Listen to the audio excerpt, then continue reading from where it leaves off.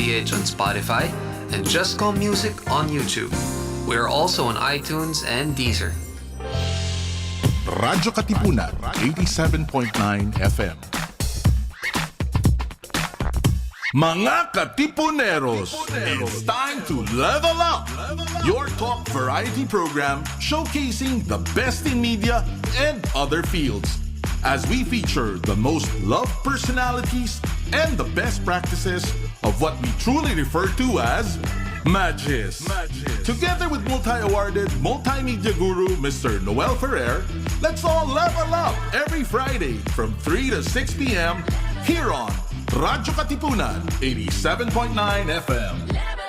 Get your daily dose of inspiration through our music. Follow jescom.ph on Spotify and Jescom Music on YouTube.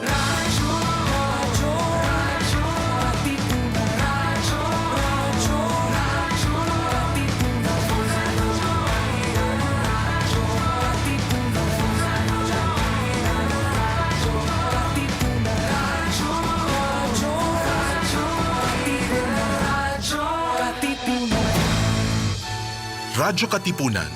News, insights, inspiration. Radyo-Katipunan. Down from the hill and down to the world. Radyo-Katipunan. The voice of the Blue Eagle. Susunod na ang Baka Naman Pwede sa radyo-katipunan 87.9 FM. Radyo-Katipunan. Radyo-Katipunan. News, insights, inspiration. Radyo-Katipunan.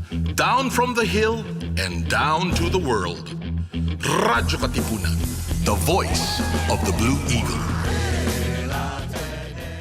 Radyo, radyo, radyo, radyo, radyo, radyo, radyo, Katipunan. Radyo, Katipunan. Radyo, Katipunan. Radyo, radyo, radyo, Katipunan. Radyo, radyo, radyo, Katipunan. Voice of the Blue Eagle, kami di mapipigil sa pagbabalitang tumpak at tama. Buhay at tenista, sa loob sa labas ng eskwela, ating ibibida lahat ng kwela. Radyo, radyo, radyo, Katipunan. Radyo, radyo, radyo, Katipunan. Radyo, Katipunan. Radyo, Katipunan. Kawal ni Ignacio, Katipunero sugod, todo sa kayon, tulong at tulong. Lipat na Blue Eagle, kaning giting nagigil. Blue and white, one big fight. Radyo, radyo, radyo, Katipunan. Radyo, radyo, radyo, Katipunan. Radyo, Katipunan. Radyo, Katipunan. Radyo, radyo, radyo, Katipunan. Radyo, Katipunan. Baka naman pwede. Baka naman pwede? Baka naman pwede. Mga isyung napapanahon ating pag-usapan. Baka naman pwede. Gamit ang mga pananaw mula sa iba't ibang kalinangan. Baka naman pwede. Mula sa Institute of Philippine Culture, kami inyong samahan, tayo'y maghuntahan. Dito lang sa Baka naman pwede. Tuwing Huwebes, alas 3 ng hapon, dito lang sa Radyo Katipunan 87.9 FM.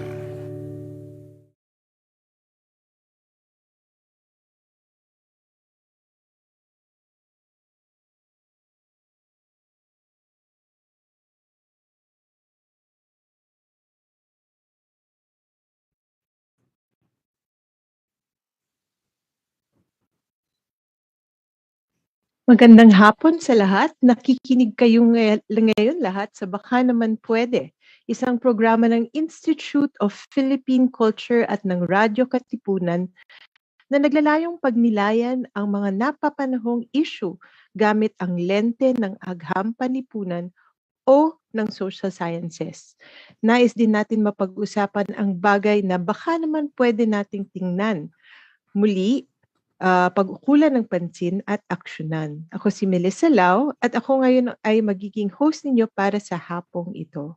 Kamusta naman po kayong lahat? Please feel free to share the live stream at itagan inyong mga kaibigan at pamilya para manood ng episode natin ngayong hapon.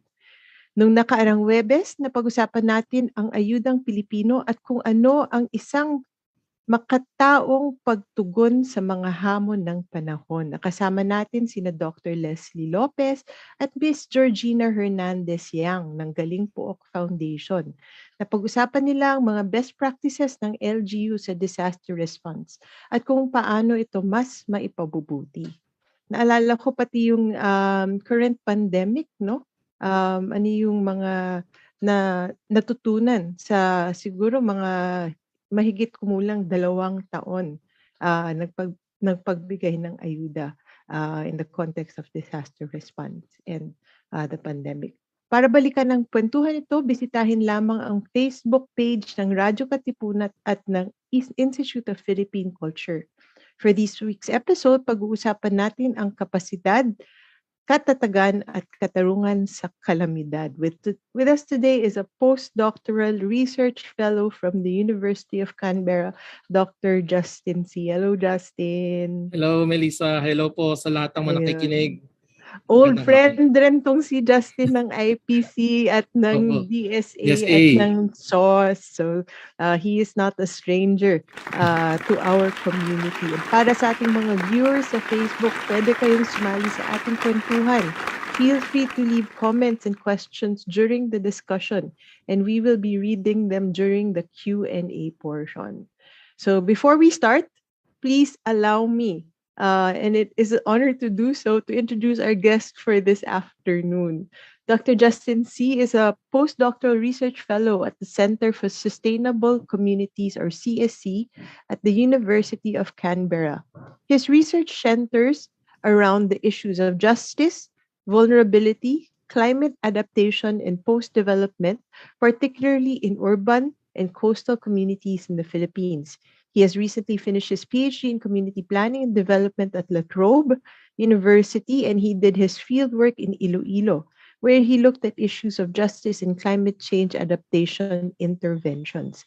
He has published his work in international climate change journals, such as the Global Environmental Change, Climate Change and Climate and Development, and he is also the recipient of the 2020 International Student of the Year at the Victorian International Education Awards in Australia. Wow, BC! Ladies and gentlemen, let us all welcome Dr. Justin C. Magandang hapon po, Dr. C. Thank you so much, Dr. Lau, for that wonderful introduction. And I'm very, very happy to be here. Sabi mo nga, it's been a long time. Nagkikita pa tayo dati sa DSA. Parang Dr. kalin M, mong Dr. nakaupo Corio. lang tayo sa pink sofa ng DSA at nangangapit bahay. But here we are now in a very different setting, and I'm glad to see that you have made good time. No? Kailan ka umalis ng 2017 po. 2017. 2017. Matagal na pala yung yung tambayan na yun. And here you are in 2022, and a lot of accomplishments indeed, and I think a lot of learnings to be shared in this hour. So, yung susunod ko na tanong ay, kamusta po kayo and what keeps you busy these days? Ayun, before we go into the questions that have been set for this. Mabuti naman po, really relieved na natapos po natin ang ating PhD. Inabutan tayo ng pandemic, pero sa awa ng Diyos, nagawa po natin. And so what keeps me busy these days is really yung trabaho ko po as a postdoctoral research fellow dito po sa Center for Sustainable Communities. Titingnan po natin yung how can we yung parang ma-promote itong mga assets, trends ng mga people towards more sustainable practices po, especially in adapting to climate change. So it's all just very parang more than 10 years in the making, I suppose, from doing my bachelor's in Ateneo to master's into PhD and now to postdoc. Ayun. And since na-mention mo yung bachelor's mo in Ateneo, I'm going to ask you, and I know the answer to this, no? It's been quite a journey. Your bachelor in Ateneo, your undergrad is actually not in the social sciences. You mentioned earlier that you actually have a background in physics. Opo. So, I wasn't into climate change. I wasn't into sociology, anthropology before kasi nga parang I love numbers, math, ganyan. But I think that Atenean in me wanted to, parang ayoko na sa lab lang. Gusto ko to really understand society, to make a contribution to society. And that opportunity came when Dr. Emma Porio of the Department of Sociology and Anthropology offered me a scholarship to do a master's degree in sociology under this Coastal Cities at Risk project. That's partnership between Ateneo de Manila and Manila Observatory. So doon po nag-start yung research on climate change. Together with Dr. Porio, we looked at vulnerabilities, tried to understand the concept in Metro Manila. Ganun po, doon po nag-start yun. Hanggang sa ngayon, yun pa rin yung inaaral ko. So it's been like 10 years now. In other words, Kalad Karen. We all start as Kalad Karen. And you made that it's not really, hindi lang siya tawid eh. Medyo may pagkalundag rin siya, no? From the natural sciences to the social sciences. And the wonderful work that you've been talking about, or you just talked about, has a little bit to do with indicators, right? Developing indicators for looking at climate change adaptation. Baka you can share a little bit of the early work before we jump into the questions for the day. Correct. Doon po kami nag-start, looking at yung mga indicators of vulnerability kasi we want to see what makes people, especially in yung mga urban poor communities, vulnerable to the impacts of climate change. So doon po nag-start. After this, na-identify po namin itong mga indicators. We use statistics, we use mapping para ma-map out po natin over space, para malaman natin saan ba yung mga pinaka at risk pagdating sa climate change as a disasters. Para, in terms of policy, magbigyan natin ng pansin yun. Mas mabuti. And that's the wonderful ending that we all hope for.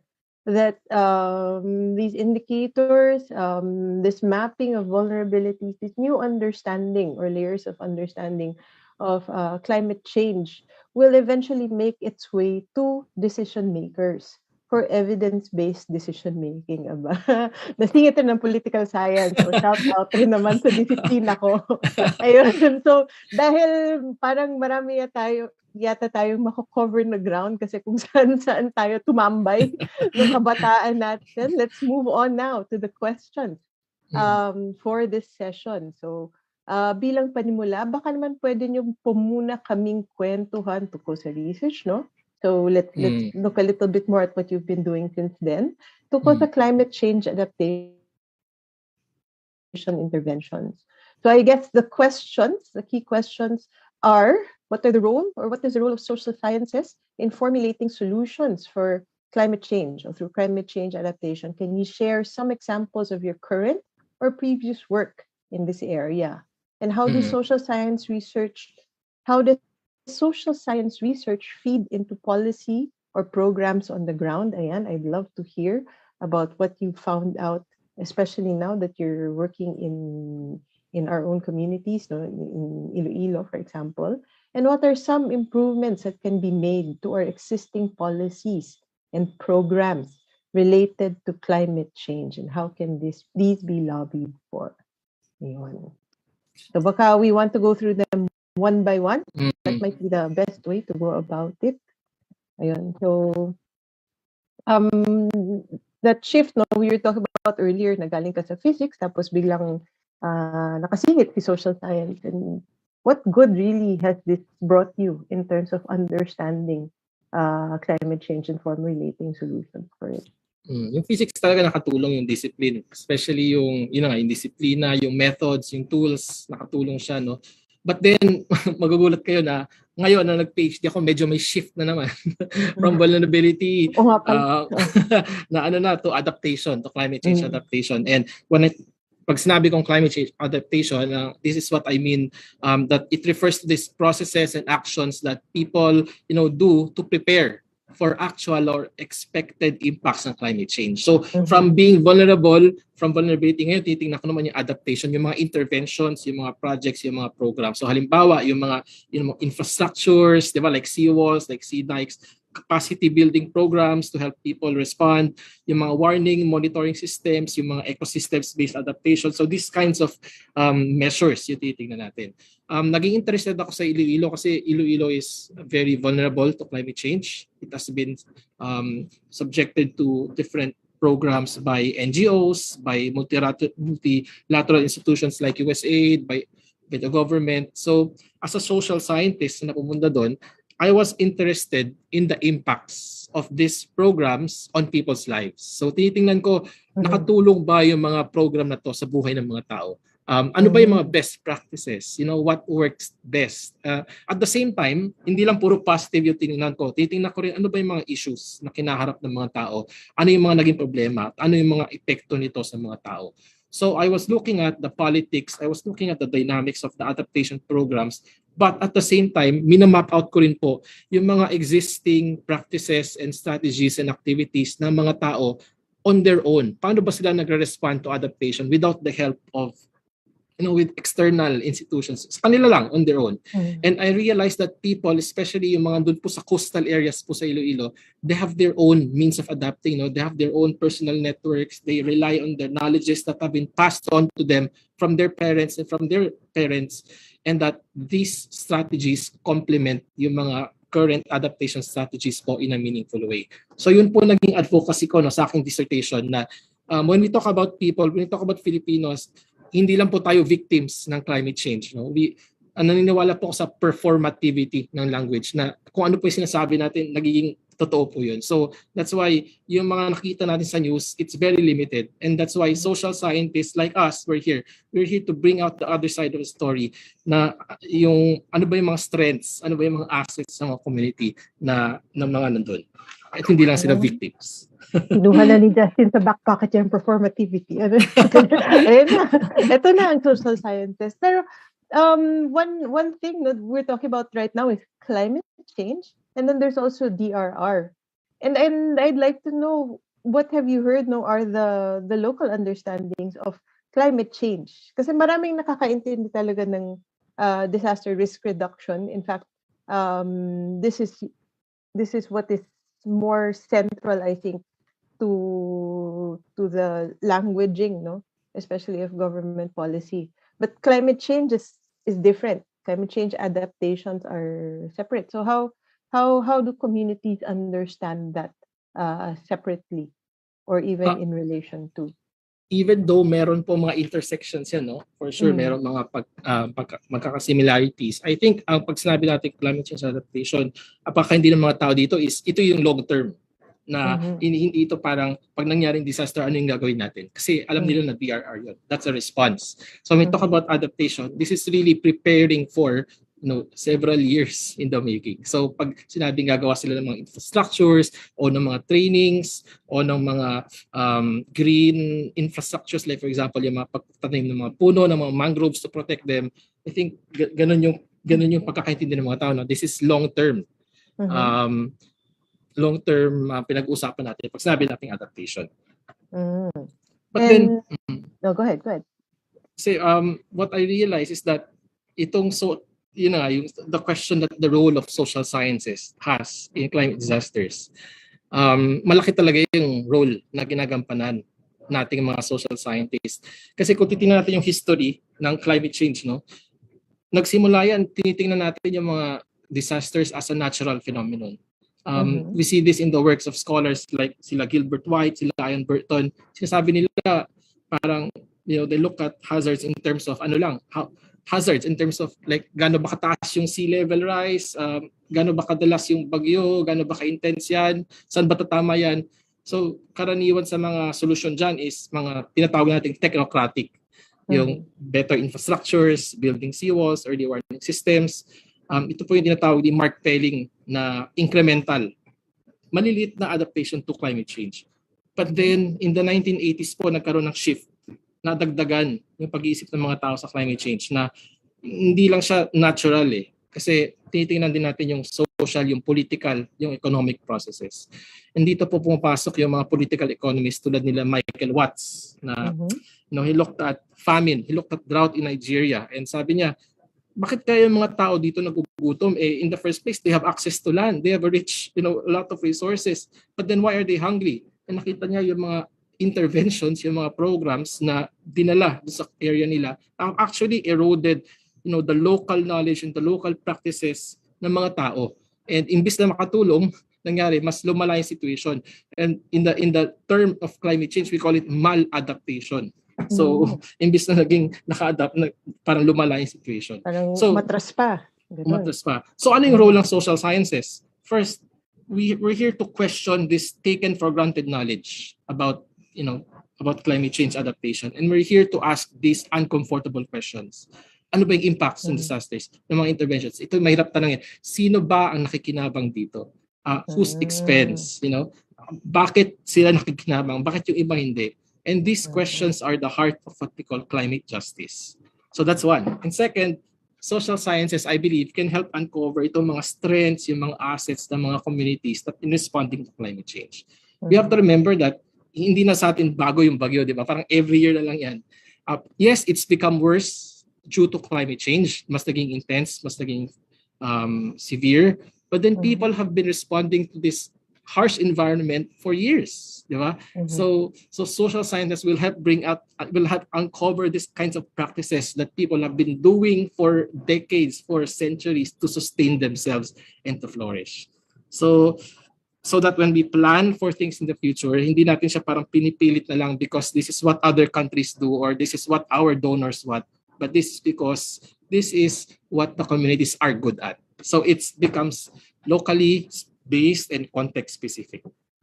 Those are wonderful interventions indeed. And I think our listeners and our viewers will take away much just from what you just said there, understanding a little bit more about the human element in climate change and what are the different factors that may make or break communities, regions, entire countries. And Melissa, kailan kung okay lang, ibibida ko rin yung methodologies natin. Kasi, sure, go ahead. kasi hindi madali eh. Hindi madali yung ginagawa ng mga social scientists.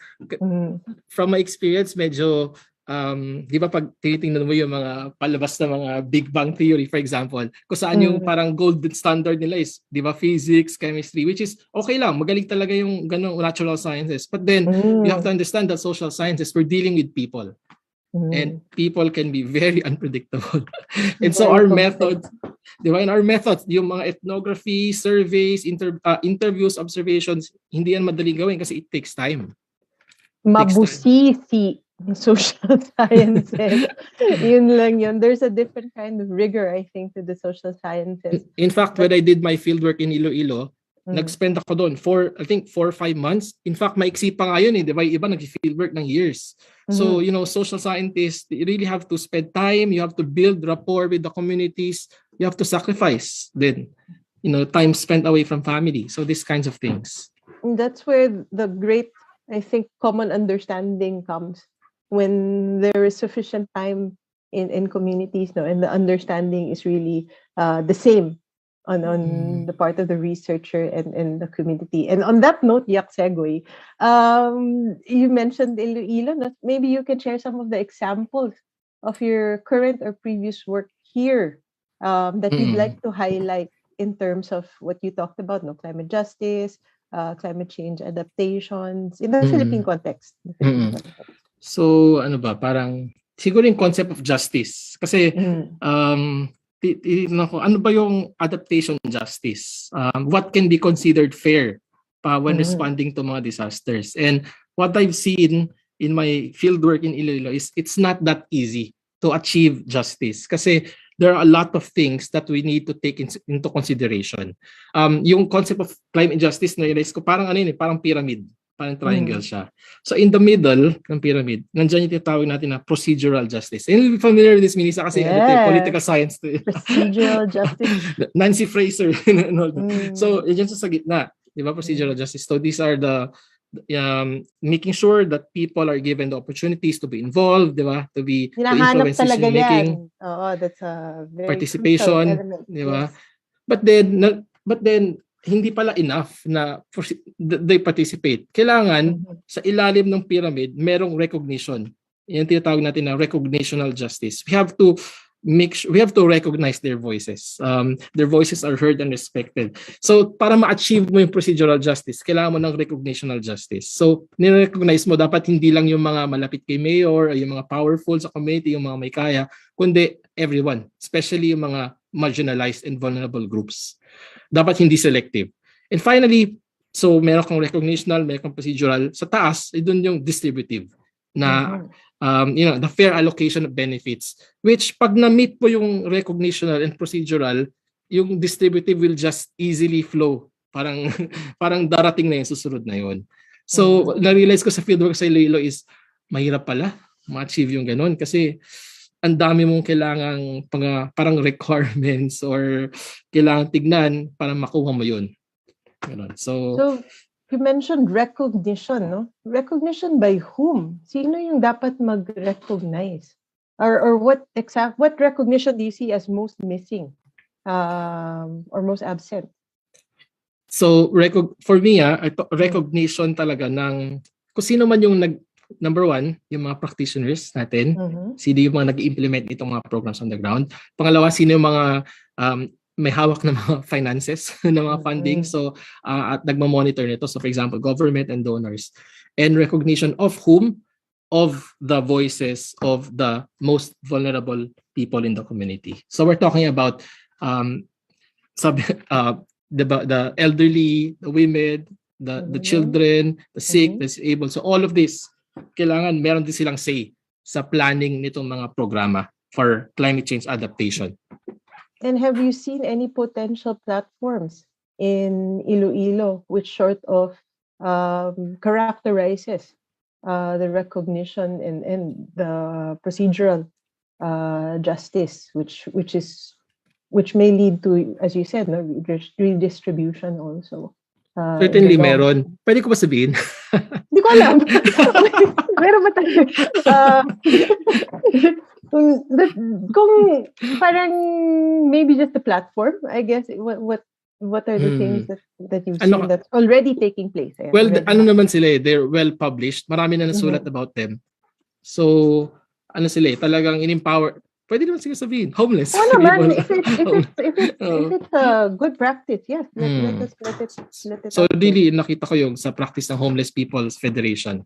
Yan, sa Iloilo. Kasi talagang in-empower nila yung communities na talagang may say yung mga tao from the very start. Just, planning their house, from construction, from procuring of materials, everything, their part. So, kumbaga, pasok na agad yung recognitional and procedural justice. Tapos, yun. So, so yun nga, I'm writing a paper about it because it's a good case study din. Parang gusto natin i-share kung ano yung mga ginagawa nilang maganda. And, parang that moves me now to the next arena of engagement, which is also the second bullet point if you want to follow along. It is, we have these best practices, we have these good cases, but what we want is a certain scale, no? What we want also is for it to make sure that it actually can be replicated or can be used by different communities in the same situation as well. So how does social science research, like what you do, feed into policies and programs on the ground? So how do we get one of the most difficult things I find in our line of work is to do good work with communities and to find potential solutions. But the buy-in or the selling to let's say decision makers can sometimes be an uphill climb. So do you have any comment or experience on this? Sabi nga ni magko-quote ako ng isang physicist. Balik science. Sabi ni Einstein, meron siyang parang quote na we cannot parang find the answers to the problems using the same level of thinking in which we see the problem, diba? I think it applies to the case of climate change adaptation. I believe that for years we've been focused on treating it as a natural, as a technical problem, and we've been utilizing the same solutions and interventions for the past several years. I mean, the problem is little has changed, and so we need a new lens. We need a different perspective. And so I think this is where the social science perspective will come in Kasi it will give us this new kind of lens to see communities in a different way. Mahirap yung tanong kasi hindi ko masabi kung what works. Hindi ko masabi kung sino yung mga local government official na kasi election ngayon. Matechnical pa tayo.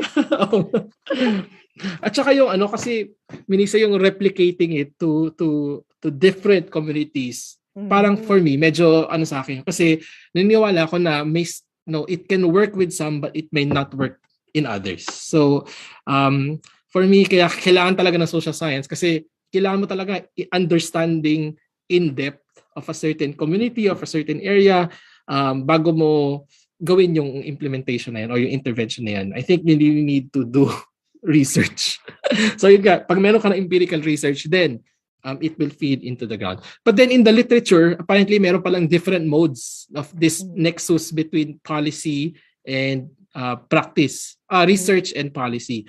So the more conventional, the more traditional approach is yung research shaping policy. Merong research question, merong research gap, and gagawa yung tao ng research to be able to shape policy. However, ang limit ito, sa tingin ko lang is that ang mga researchers, yung mga practitioners, parang nasa kanya-kanyang silos. Yung mga community members, parang kanya-kanyang silos, di ba? And the planning of the programs usually occur in places where the actions will not be implemented. Parang malayo.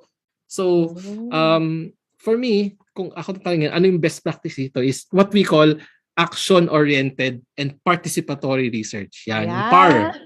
PAR. Ayan, shout out na kay IPC. PAR. Ayan. Perfect talaga. Kasi di ba yung PAR, co-production yan and co-creation. Yeah, co-production of knowledge. Correct. Yeah. So, for me, pag nag-PAR tayo, we are breaking down that silo. So, this approach will really help us generate insights and knowledge into what, would not be available kung we just do it on our own. Na ganun. So yun, action-oriented, it's mission-driven to bring about this positive change for community. So yun, for me, yan yung best practice. Another great intervention. And talagang swerte ka na lang kung makahanap ka ng isang local government official, isang local chief executive na naiintindihan yung innate value ng PAR. Ang importante siya talaga ng buy-in ng communities. Yung PAR kasi it takes time, di ba? Like years. But the problem is limited yung time ng mga government officials natin in office. So kaya talagang mahirap yung buy-in na yan. So hopefully kung yan tatanungin niyo ako mamaya, baka naman pwede. Yun yung isa sa mga ko. Mamaya na yun. Mamaya na yun. Parang si Dr. Poro So parang, I think one of the things that we can look into also are the existing networks between academic centers in these areas and policy making.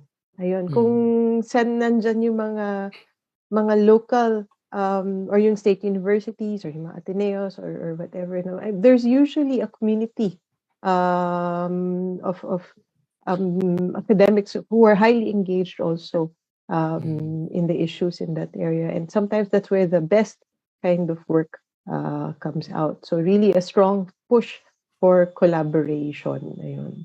And then the last question on the board: how are some improvements that can be made to our existing policies and programs related to climate change? So how can we lobby for these improvements?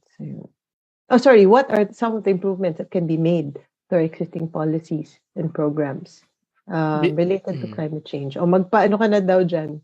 Magpa-policy, policy naman. Mag-policy brief ka na dyan. How can these be lobbied for?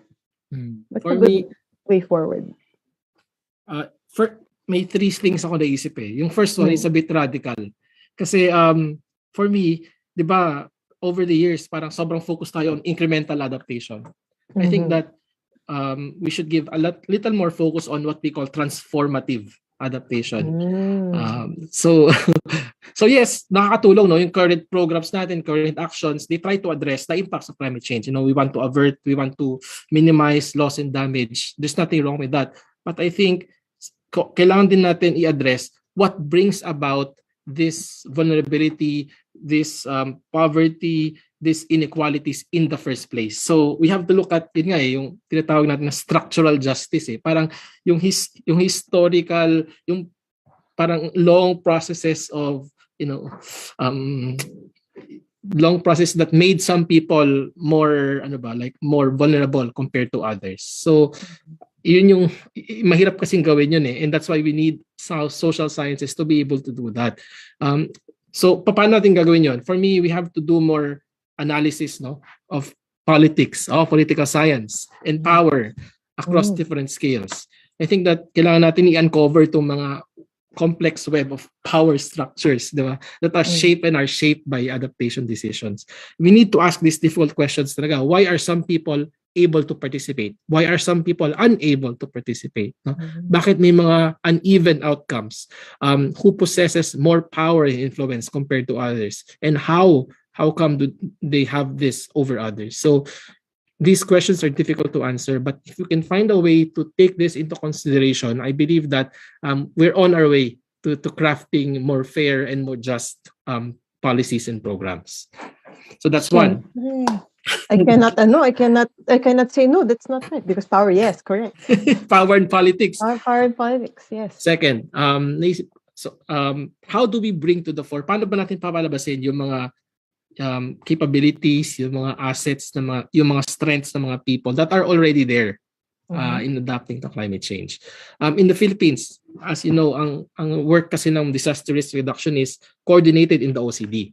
And usually ba OCD parang military background in direction. So the way they view disasters before, I think, is in terms of shocks, di ba? So kung shock yan, what are you going to do? So very, top down yung mga solutions and all that. But one thing that we need to consider is how do we bring these initiatives, yung mga bottom up naman. And I guess that's where the NGOs and the civil societies work becomes really, really important. And from what I know, Coastal Cities at Risk Project is trying to make that collaboration between the NGOs, between civil society, between the government, between the private sector, to collaborate for more transformative actions for climate change adaptation. So I guess, we need more of these kinds of projects na nag-work together and nagkakaintindihan, sabi mo nga, yung mga different sectors.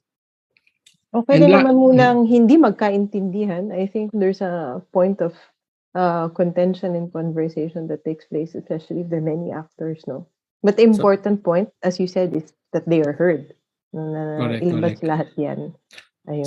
So not necessarily consensus building, kundi just being able to express express themselves in a forum where everyone comes to the table. Medyo mahirap rin yan, ha? Parang easier, those are one of the things that easier said than done. Kasi nga daw, di ba, yung consensus building can be a form of violence. Parang, di ba, kung sino lang yung mas powerful dyan nung may masasabi. Tapos lastly, I guess, yung how do we balance, ito yung medyo, how do we balance science, which is good, scientific knowledge, alongside yung mga local, traditional, indigenous forms of knowledge. Yes. Di ba, kasi ito mga communities, indigenous communities, they've been responding to the environment for several decades. Centuries pa, di ba? So, I guess that's one of the questions that we have to ask. How do we reframe? Paano ba natin babaguhin yung mga policies? Hindi naman babaguhin, pero paano ba natin i-reframe? Paano ba ito Tagalogin? Reframe ang ating mga policies para ma-recognize natin and ma-value itong mga different ways of adapting, of knowing, of acting related to climate change. Kasi pag ginawa natin yun, then we'll see that building infrastructures, di ba, relocating people, hindi lang ito yung mga solutions. Napakarami. We have so much to learn from the indigenous communities. In fact, right now, I'm writing a paper. I'm partnering with scholars in Vietnam, in Fiji, in Nepal, kasi, ang grabe yung very rich yung na-documented ng indigenous adaptation strategies nila. And wonderful. And sa Philippines, meron din. So this would be really exciting. I'd be interested to see the eventual product of that study, and whether or not there are similarities also, not just differences, but similarities also across the region in terms of indigenous knowledge. Maingay na yung chat box.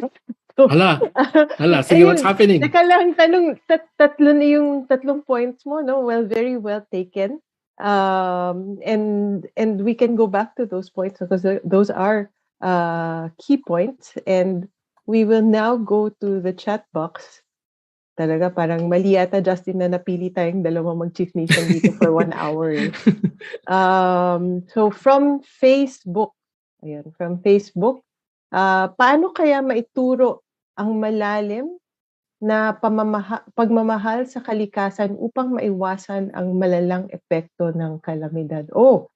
This is a good question now for those who are actually in the teaching, especially basic education. No? What do you think is missing or what can be enhanced? Ako, mahirap sagutin yung tanong na yan. Kasi alam natin na climate change talagang directly or indirectly can be attributed to human activity talaga. So the way we use the way we live our lives, no? Travel, the way we use our electricity, yung mga fossil fuels, these are all having a huge impact sa atmosphere natin, sa greenhouse gas emissions. So I think nag-start yan sa talagang from the very young. Doon natin masa-start yan eh, na tuturo natin kung gaano baka. I think kailangan natin ma-realize sa mga bata na hindi sila separate from nature. That that nature and culture are not separate, but we are in that nature and that we are part of that. Yun yung sanang maganda natin maituro, na kasama natin yan sila. Kasama tayo in one community. Parang ganun. And parang I've heard I've heard a lot of examples, no, of using everyday life as teaching moments, especially for the young when it comes to climate change, looking at and in different contexts also. I mean, I've heard about a little of how Japan does it, or for example, even how sometimes even Ateneo does it, yung doing community mapping, and taking sort of walks to understand the immediate environment and the immediate risks also. So these are all good teaching and learning methodologies. And one more po, Melissa, if I can add, yung yung mga individual actions natin, yung mga small actions that we think are insignificant, di ba? The way we pagpapatay natin ng mga tubig, ng mga ilaw. So yung mga small steps na yan that can really help our climate, yun, kailangan natin ituro sa mga bata. And this one, nakadikit rin to sa tanong na to, pero on the natural science side, paano maituturo sa karaniwang tao ang disiplina at mga konsepto ng biology, chemistry, and physics in practical terms? Nako. Mahirap. Kaya nga po ko umalis dyan kasi hindi ko po alam yung sagot yun. Yun nga, maganda tanong yan. Paano? So I think yun nga, parang I think a lot of what is being done now is experiential, no? Para experiential learning, tama po, experiential learning, no? Para and practical. And lalo na ngayon, you really have to be very creative kasi nga to add pa to the nasa bahay lang sila, di ba? So the whole household pitches in the education of a young person, a young learner now. Ayun. And another question from Facebook. Go ahead, Justin. Ang hirap naman ng mga tanong. Pahirap pa yan. Batay sa karanasan mo, Justin, kilala ka. So paanong paraan nakakatulan at nagiging hadlang ang paniniwala or nakagawian ng isang community sa usaping climate justice? Ayun. Ano kaya? So you mean yung mga beliefs ng mga tao? Oo, I think if they have beliefs or practices. Ayan. So does it ever become a sort of barrier for climate justice? I think mahirap din yung tanong na yan. I think it could be, especially kung it's a difficult question. Di ko I think depende. Siguro kung if you're used ganun, parang sanay ka sa seeing inequality, you're experiencing inequality for 7 years of your life and you take it as something that's normal and as legitimate, di parang mahirap baguhin, mahirap.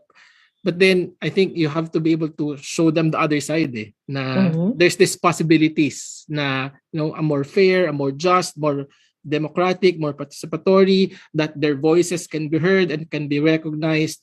Pag nakita nila yon, I think na ma-realize nila that they would want justice.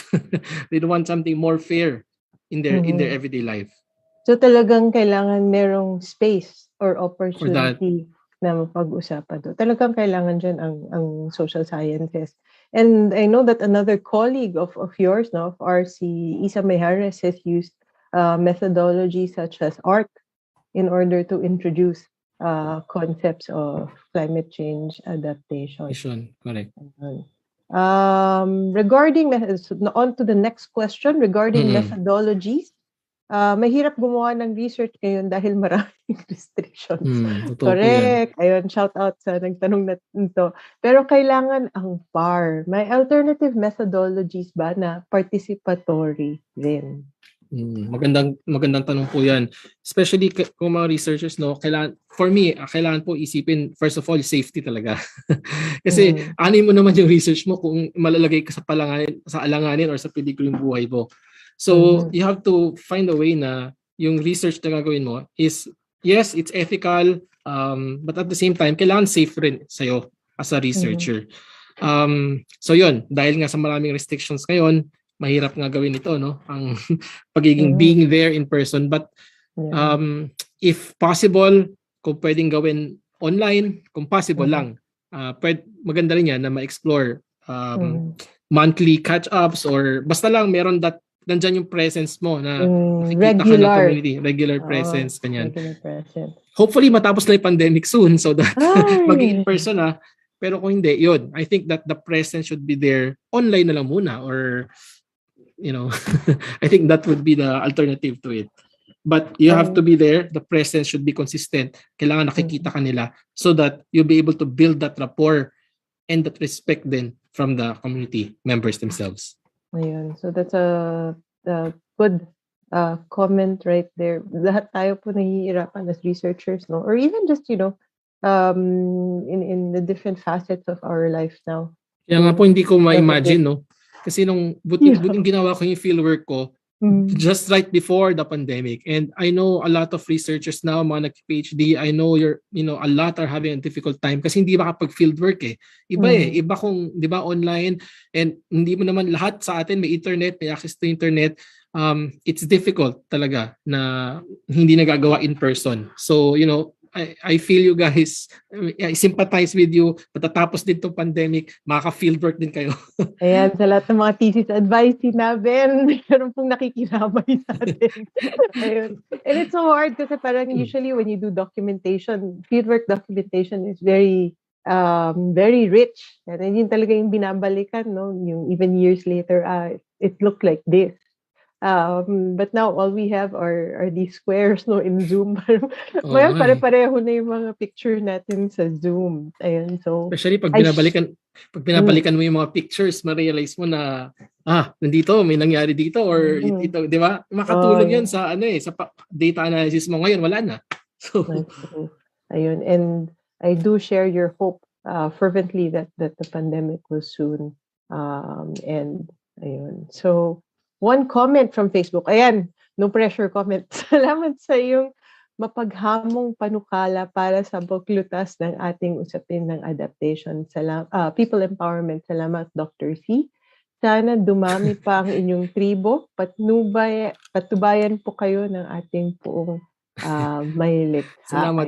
Salamat po sa comment na yan. Gusto ko lang po sabihin na people empowerment is just one step, kailangan po yung empowerment na yan translates into action. Hindi po pwede na ini-empower lang natin kasi we've been doing that for years. We've been training, we've been capacitating people.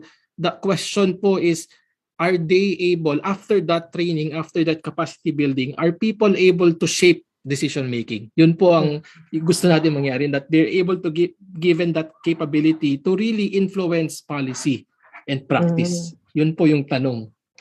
Yun yung And million-dollar question. political scientist in me cannot agree more. Really, what we're looking for is an extended engagement, no? And that doesn't just come from the community side, the side of people, citizens, but also on the side of those in power. So decision makers themselves have to consider the role also in climate justice. Ayun. Merong comment from Jason C. Pa-shoutout po, Dr. Justin. Kapatid ko po yan. Hello. I-shoutout mo na yung kapatid mo. And baka gusto mo na rin at this point, no? Kasi mag-i-end na rin. Grabe, ang bilis. Ang bilis ng oras. Ganyan Sa oras talaga pa rin. pag nakaupo sa couch ng DSA. You might want to already shout out now to the other people. I think Jessie is in the room. Oo nga. Oh, hello, Jessie. Ayun. And from Jeus Cassidy, that's my kuya. Ayan, another brother ko nanood din. This is a family affair, Melissa. Family affair to. Ayun, shout out sa mga sa mga pamilya ko nanood, sa misis ko, sa anak ko si Chloe, nanood sila at home. Sa Philippines, my parents, mga kapatid ko, nanonood sila. Sa mga friends ko, sa DSA community, ayan, sila Jessie, Ayan. sila Andy, sila JP, nanonood sila. Ayan. Hello. Si Andy, si JP. Wow! At talagang the last time literally we're here was before the pandemic. And nga. Departments are places that are truly missed. Si John Alanegi rin daw. Oo naman, out, si John shout pala out, tawa. shout out. At saka si Emily. Emily Roque. Nako, ito na roll call na to. Ate Burns, wala bang shout out? Oo nga, Ate Burns. Hello, Ate Grabe Burns. kayo. And of course, to our dean. Sarina sa Loma Akbed. Dean mo, I-shout out mo Ninyo, na rin. Joel. O si Sir Joel rin daw. Ayun. Nakakamiss nga naman. Doc Emma, syempre. Kanina pa yung sinashout. Tama na. Ayun.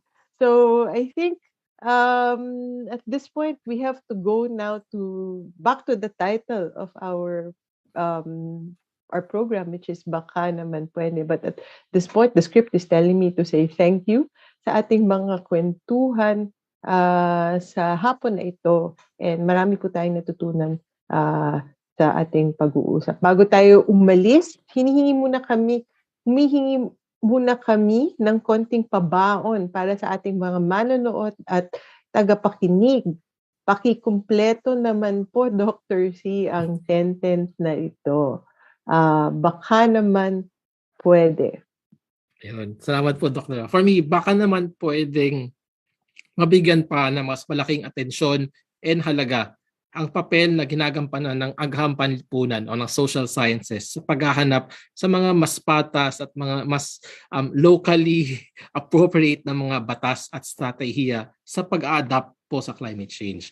Kasi based on the literature, no, sa mga aral po natin, nakita natin na ang research po on natural sciences sa magnitude, sa scale, sa dynamics ng climate change, talagang na-overtaken na. Puro 70% po ng research natin is really based on this magnitude, scale, dynamics of climate change. Ang human dimensions ko konti lang po. Wala namang masama dun sa mga studies na yon, but we have to remember that climate change po, this is a wicked, di ba? Yun is a wicked problem. And so this kind of problem, hindi lang po ito masusolusyonan ng natural sciences alone. We need to better understand people themselves kasi tao yung mga naapektuhan nitong climate change. What motivates them? What are their needs? Ano ba yung aspirations nila? Why do they behave in certain way? So when we understand this kind of big questions, then we can be confident that yung mga plano po natin will really reflect the strengths and the assets and the needs of the people.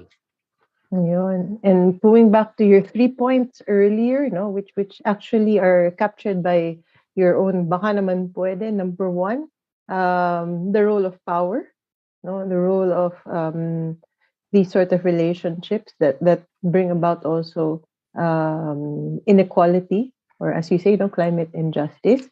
Number 2, the role of PAR, of participation. The role of people and bringing the people to the table for discussion and continued engagement. And then finally, that we look at not just the science side, no, but also the social science side. That both are equally important in understanding what exactly is climate justice and what exactly do we need in order to fully adapt to the changes of climate that climate change will bring. Ayun. Okay, tama ba? Tama ba? Meron ba akong nakalimutan? Or baka gusto mong i-stress before we move on to closing? Is there Perfect na anything- perfect po yung sinabi nyo, Dr. Lau, and wala na po kung may dadagdag. Ayan. Maraming salamat po, Dr. C. At dito nagtatapos ang ating episode ng Baka Naman Pwede. Maraming salamat din sa mga manonood sa Facebook at nakikinig sa Radyo Katipunan. Ayun. And last call na para baka po may gusto kayong idagdag or batiin. Nandito na po sa chat box. Wow, dumadami na ang babatiin natin. So we will take a moment. Shout out Sheena Kosi, Chloe is watching. Yan ako po nanonood. Ayan, nanonood. Hello, Chloe. Don David Ramos, salamat Doc Justin. Eva Muhal, keep up the good work, Dr. Justin P. Aba. Thank you po sa inyong suporta. At tuloy lang natin ang laban towards climate justice and just adaptation. Mukhang mahaba pa ang labanan. Last call na for mga itadagdag or babatiin. But in the meantime, next week, samahan po ninyo kami muli sa Baka Naman Pwede, kung saan pag-uusapan natin ang papel ng effective science communication. Ito na yung last point mo, Justin, on the merging of the natural and the social sciences. Kasama sina Dr. Ines Ponce de Leon at Dr. Maria Consorcia Quizon Lim. Baka naman pwede ninyo ring i-like sa Facebook ang Institute of Philippine Culture para sa iba pa naming announcements at events. Maraming salamat po sa ating mga tagapakinig.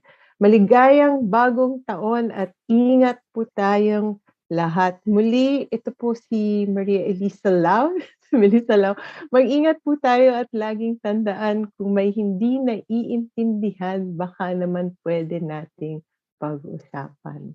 Ayun. Salamat po. Salamat Thank po. you, Justin. Thank you, Melissa. Thank you. Suulitin. Sa ulitin.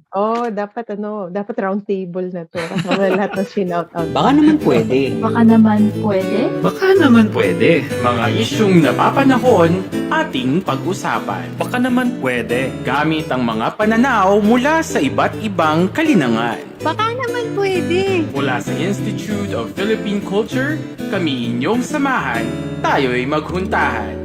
Dito lang sa Baka naman pwede. Tuwing Huwebes, alas 3 ng hapon, dito lang sa Radyo Katipunan 87.9.